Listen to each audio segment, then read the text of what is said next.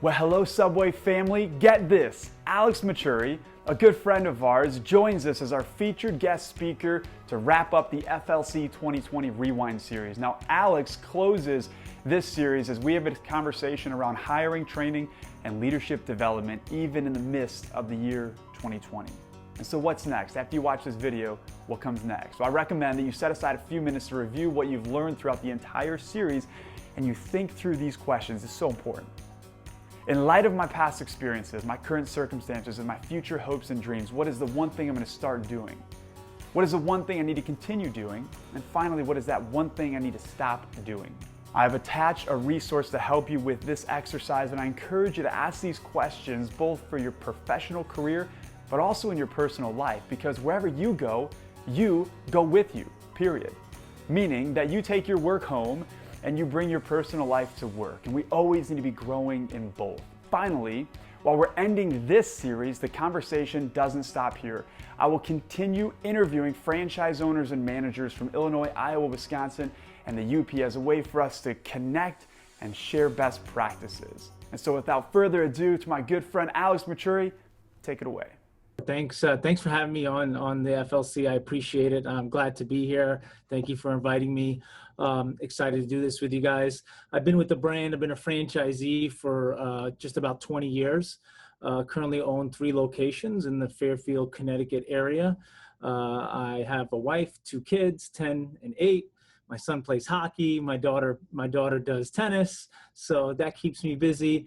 But loving everything right now. You know, even through these tough times, you got to kind of appreciate these good moments we have. So excited. Yeah, I know when you and I connected last week, we were talking about just the getting back to school or some of the work that we're doing at home with kids and just kind of everything that is going on with kids in school and COVID and all that. But yet you're remaining positive, and that's awesome. And to no surprise.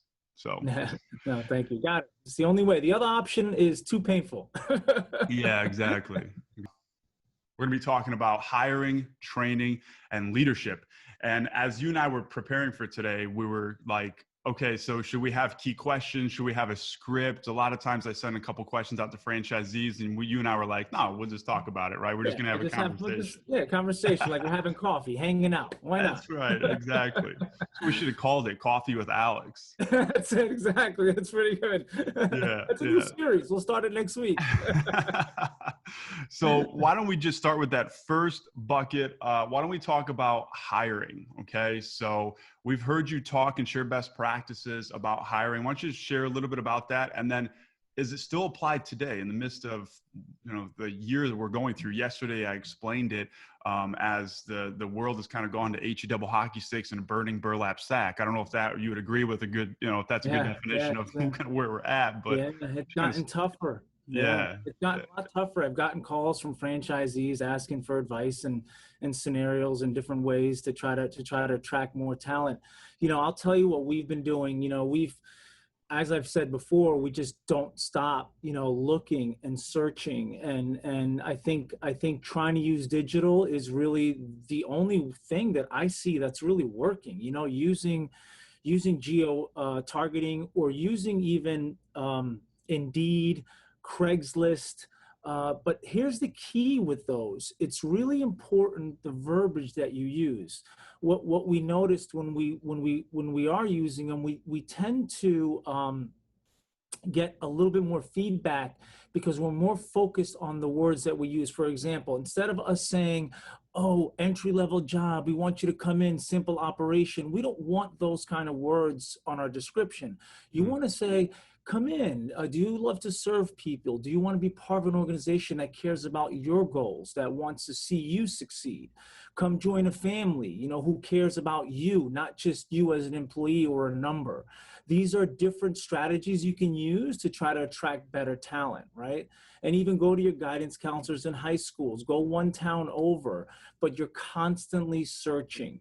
You know, you don't want to stop. So we're using digital a little bit more now, and we are asking around. You got a lot of kids that are going to school part-time, that are finishing school at 2 o'clock in the afternoon, 1 o'clock in the afternoon, and their parents want them to do something. So really high school kids, believe it or not, are really good pickings right now. If you can find some good high school kids, that's why the guidance counselors now are even more important, because the kids are home and the parents just want them to be out and working. And even the kids want to be out and working. We've got 2 new high school kids we just hired.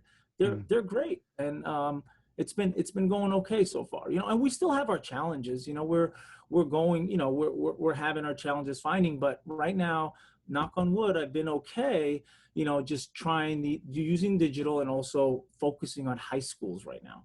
Yeah, no, that's great. And I can remember back to the first time that you came out and did a live presentation at I think it was our first FLC that we did. You talked about that concept of just always hiring. And you talked about this kind of in your mind, understanding how many A employees you have and how many B employees you have and how many C employees. Maybe just talk to that for a few seconds. Sure. So whenever I say always hiring, sometimes it's kind of hard to understand, because it's like, well, what if I don't need anybody? Well, we all have C players in our organization, and we all have B minus players in our organization, and some of us have D and F players. So, we've got to replace them now, not wait, not say, oh, they show up, and they're there and they're just doing the bare minimum. When there are some people out there, yes, is it hard? Yes, it's a challenge. Without a doubt, it's a challenge, but you can replace those C players now while you're kind of not under the gun, right? And that's how you want to think about it. So if I have a C player now, I'm looking now. My C player is still working and doing their thing, and I'm trying to make them better. But if they don't want to get to a B or a B minus, then I've got to figure out a way to replace that C. Oh, that's a good point.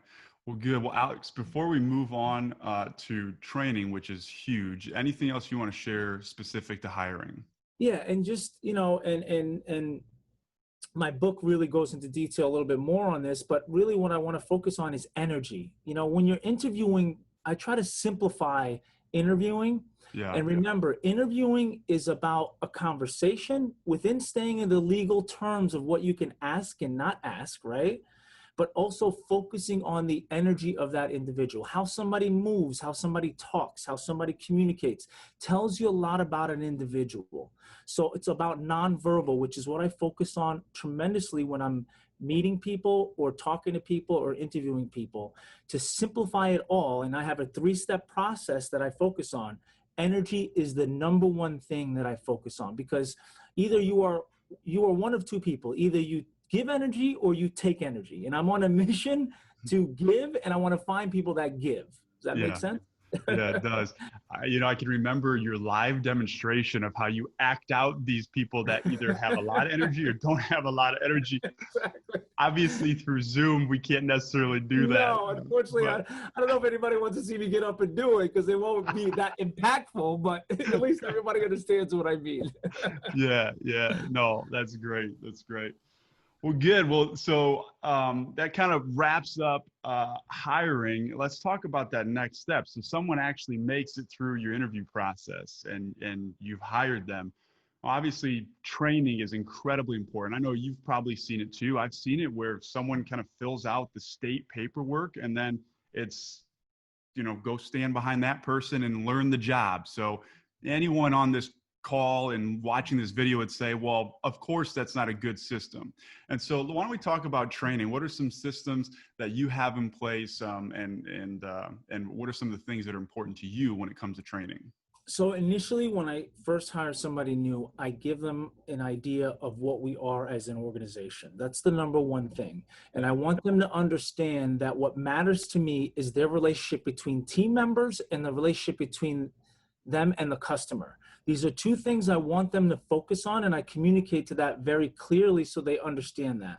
Once they understand that piece, then I bring them in to the operation side, and I'll say, okay, well, let's go in the back, let's go on the prep table.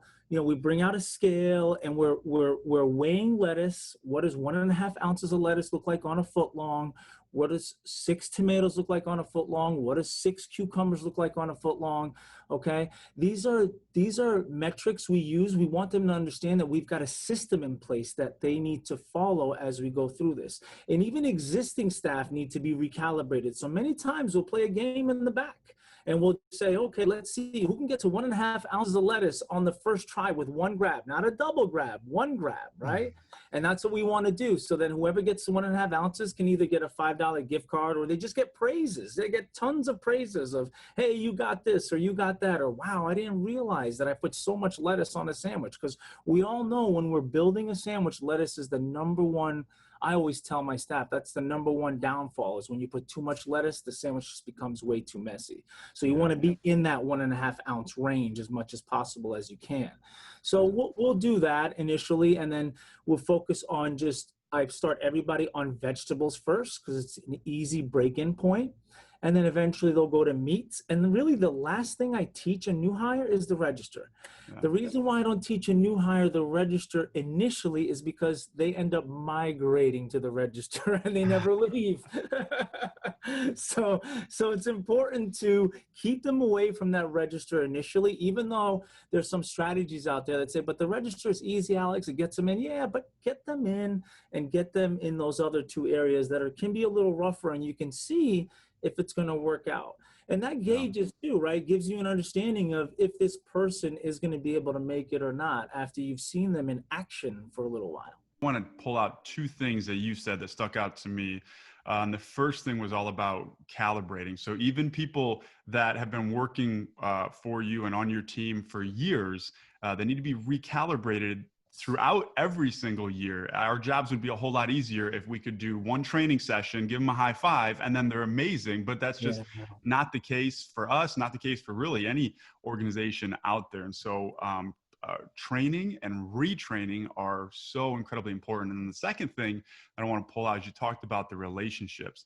So Alex, I didn't tell you this, but we talked last week. And then from last week until today, someone actually gifted this to me. So I was looking online, I was going to buy a copy. And then one of our director of operations actually got it for me as a gift. We had a meeting a couple of days ago and I was like, are you kidding me? This is perfect. Thank you. Hope you enjoy it, but thank you. Yeah, no, they're in chapter 2, you're talking about training. And I just want to pull this out and highlight it because I love the fact that you do this. And I think that all of us as franchisees could probably do this a little bit better, or could just incorporate this into how we do what we do.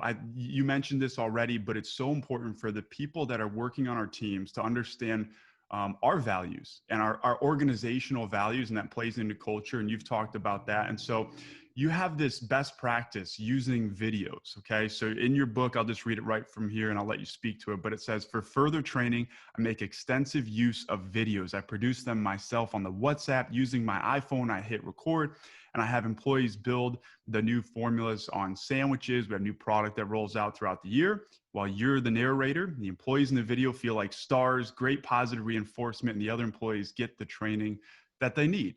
And so that's awesome. So if I'm a new franchisee and I'm not as tech savvy, like how do you do this, right? So it's so simple, and it almost sounds a little complicated, but it really isn't. I mean, you don't necessarily even have to use WhatsApp. You could potentially use just a text with a group text of people if you don't want to download the app. I like the app because the app's just a little bit more user-friendly. A lot of the staff already have WhatsApp. But literally what I do is I'll use my phone. I've got a phone. If I show you my phone, it's cracked, and I use that. Okay, so I dropped it several times and I still use it for video. So it doesn't have to be some production that you have to do. You pick your phone up, you hit the record button just like this. And all you're doing is, as you're recording that individual, you're speaking about what they're doing. It's that simple. Okay, see guys, how many slices of turkey on a foot long? Do you see how the cheese gets laid out? Do you see what setting it goes on the toaster oven? These are little things that because video really is it's not that it's the new, it's the only norm of training now. I mean, and Yeah. it's got to be under 2 minutes. That's the Yeah. key to this. Because if you have anything over a minute and a half or even 2 minutes, it's a movie. It's a boring movie. We don't want And to we get distracted. Yeah, they get distracted, and Yeah. you got to get to the point, right? Yeah. When you're just start the video, no introduction, nobody cares who I am, nobody cares. Just get to business, because the Yeah. attention span of people in training is very short, and you'll lose them. So those 3 or 4 seconds, you got to engage them. And that's the other piece, which I like, is I make, my staff are like, oh, I'm going to be on the video. Yeah, some of my staff are like, just take my hands, Alex. I don't want to be on the video. But they still feel kind of nervous because they've got about 25 people viewing the video. So Yeah. so it's, but it's also fun and it's engaging. And then when I meet my staff at my other locations, I go, hey, did you see that video? Yeah, I saw it, Alex. I got it. Any questions? Because you got to remember, even if you have a great video that's to the point, ask your staff, do you have any questions about that video? Because I wasn't really sure if I hit all the marks. Do you have any questions? It's a very good thing to do. Of course, Subway produces training videos when new product comes out, and I think they do a very good job with it. However, I think there's something to be said when they're hearing your voice, the person that's quite literally writing their paycheck, and they're seeing their peers, that their other team members that they're working alongside with. And so I think it makes it maybe just a little bit more relevant and feel a little bit closer to home. So I think that's awesome that you do that. And that's right, Mike. And that's the connection, right? So at the end of the day, you're trying to figure out ways to connect with your staff, right? And the videos from HQ are great. They're fantastic videos. It's just, you get a little bit more of a personal connection when it's your voice and when it's another team member that's doing the video with you. Yeah. Yeah. No, that's good. We're talking about training. We're talking about employee onboarding. I've got to mention and ask, do you incorporate sandwich artistry into your training? I do. Yes. We do incorporate sandwich artistry as well. They now take it in the store. Yeah. And they'll log in and do their sandwich artistry in the store. Okay. Any new hires going forward is doing that now. We've got some existing staff that have done it years ago that need a refresher, but any new hires going forward are now doing it. And that's an important thing, because you know what? It gives them that initial understanding of what they're getting into. And it helps, because I've asked them, I was like, oh, did it help? Did it help you? Did Subway University help you? And they'll say to me, yes, it did. Actually, it did help me. So it's a good tool.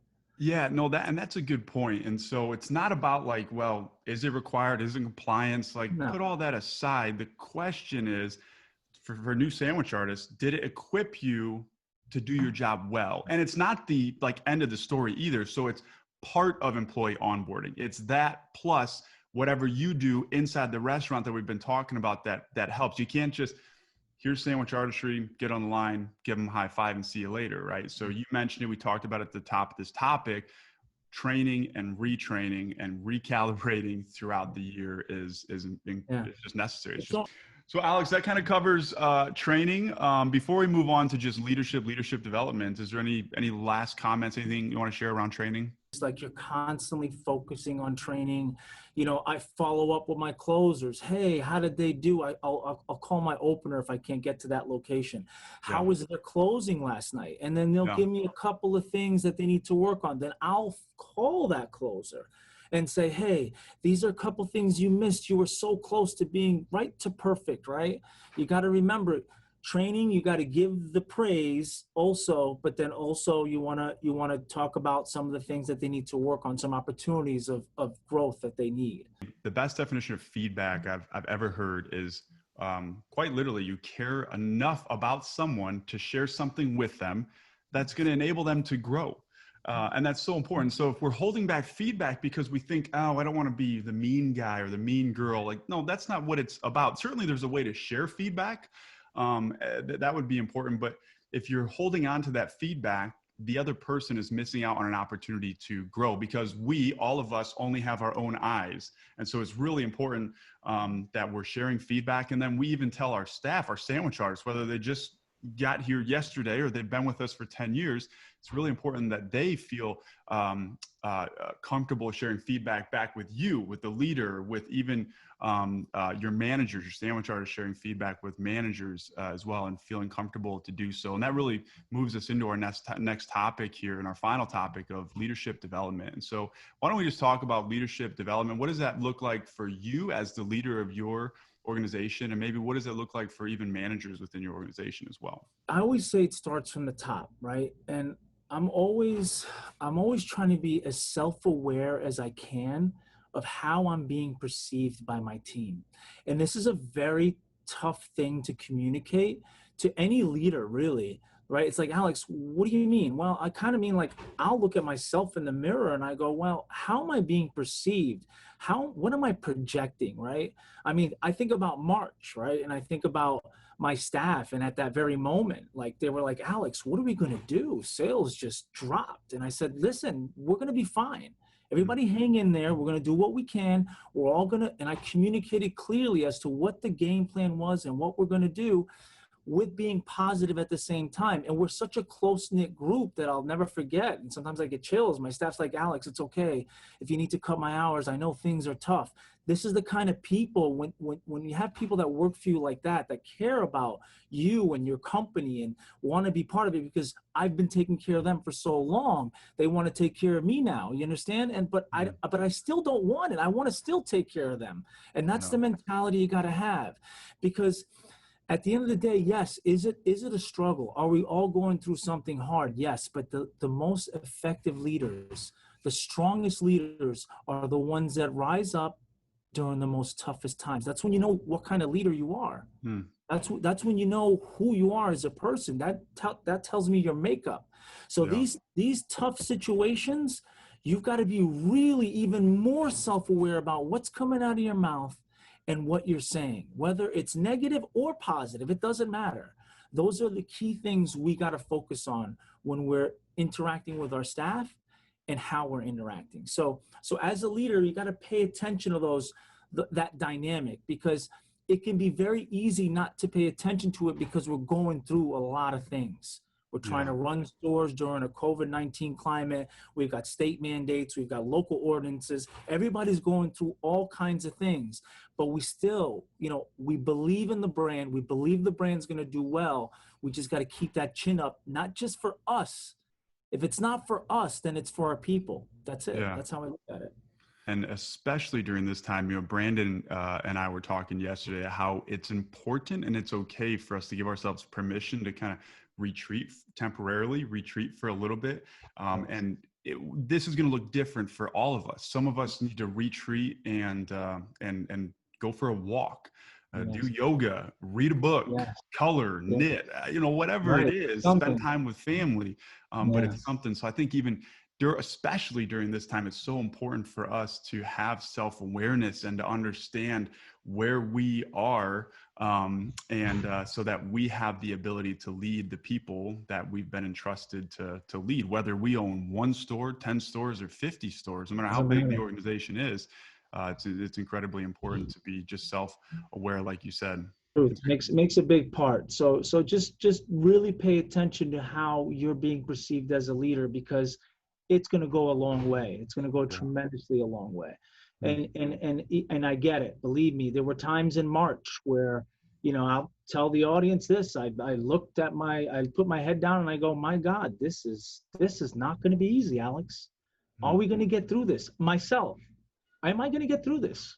But thank God, you know what? We're getting through it. Things are beginning to stabilize. Things are starting to get better. Kept my chin up. Wasn't easy. I'll tell you right now, it's not easy. You can sit here and do the rah, rah, rah all you want. It's not. But you want to know something? You got to stay the course. You got to keep trekking. That's part of it. Well said, Alex.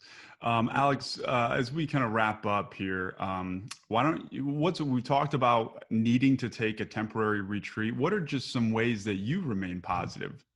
So I'll tell you, I gratitude, I go to gratitude. Many times whenever I'm going through something like that time I was telling you just a little bit in March when I was looking down, I said, Alex, you're healthy. Your kids are healthy, your family's healthy. The financial piece, we're going to get through it, right? We're all going to get through this together, and things are going to get better. But I say gratitude. I always think about the positive in my life, whatever I can latch on to, anything good. We all have something good in our lives. We have something. Latch onto that, think about that. It'll make you feel better. And I've read books about positivity. Also, it's like, now I'm going to get in a little deep. I don't know if I should even bother, but I will. Do it. Physically, like your shoulders back, like your chin up, like these physical motions that I swear help me in some crazy way. You're probably like, this guy's crazy. What is he talking about? I'm telling you, the physical, because literally, I swear, when you're slouched over and your chin is down, let me tell you something, it's hard to be happy. Yeah, no, I like that. There's a practice that I have just been in probably since high school. But anytime I'm kind of feeling down, I will quite literally, I'll look, now that I have kids, I like look down at my hands and I'm like, I'm grateful that I've got these hands to pick my kids up and to throw them in the air. And I'm grateful for my health. I've got 2 legs. I can run and chase my kids around, though I'm getting a little older and kid number 3 is like into everything. But the perspective, whether it's a big problem or small problem, the perspective that you and I and everyone else on this video that's watching, the perspective that we approach our problems with is going to play a huge factor in the outcome. And so I want to give it my best. I know you want to give it your best, and I want to approach problems with at least the right perspective of gratitude. I used to take my children to school and do drop off. My wife was teaching. And so I would ask my kids, because I want to train their brains to just automatically do this. I would ask them to tell me, what are 2 things that you're grateful for this morning? And what are 2 things that you're looking forward to? Because I want them to, number one, wake up with a sense of gratitude and high anticipation for the day. COVID, no COVID. Just, what are you looking forward to today? That's so awesome. Yeah. So you're right. Perspective, our attitude, the way we hold ourselves, the way we walk, I think all of that plays a part into that perspective. So, Alex, we've mentioned it a couple times here. I want to make sure that we talk about how we get, if franchisees, if managers are interested in reading your book. What I love about it, I've heard that some books that are like 300 pages, some publishers are like, you got to add more fluff in there, right? What I love about this is I can read this like literally in a day and a half. It's 100 pages, right? So just tell me a little bit about the book, and if I want to buy a copy, where do I get it from? So first I'll tell you, you hit it right on the nose. I wanted no fluff. Because remember, as I was talking about training, like no intro, no nothing. Get down to business. People want to understand. I don't want 400 pages of, out of 400 pages, 300 of them is nonsense. No, this is a reference, right? So this is a great reference book for managers, leaders, franchisees. It's a great reference book for you to use to quickly glance. You could literally 100 pages, like you said, you can read it in a day or a couple of hours, literally. I mean, you just read right through it and you pick up a few things. So that's one of the reasons why I made it short and sweet, because look, we're all busy. We got stuff going on. A long book, not a lot of people want to read, and I just, it's a slim book, 100 pages, quick read, quick reference, and you can use and reference anytime with your managers and your team. Hey, look, this is what we want to try to do. This is something that he tried and it worked. So those are some of the things that are on there that can really benefit. And we've been getting great feedback from it, but you can go right on Amazon.com. You can look up how to hire good people and keep them, or you can just type my name, Alex Merturi, under the search function on Amazon.com. My book will come right up, and you can order it right online. It's on a Kindle version, and it's on a paperback version as well, so either or. I'm pretty confident everyone has ordered something from Amazon, right? Even if they weren't before March of this year, they have now. And so it couldn't be easier to get a copy in our hands. And I'll include a link in the video as well to make it even easier. So Alex, hang with me for a second. I'm going to wrap up this call, but hang with me for a second. So on behalf of all the franchisees in the territory and the franchisees that this was shared with and managers, we want to say thank you, Alex, for joining us and taking the time to be with us in our FLC Rewind series. Thanks for your time and have a good day. We'll talk to you soon.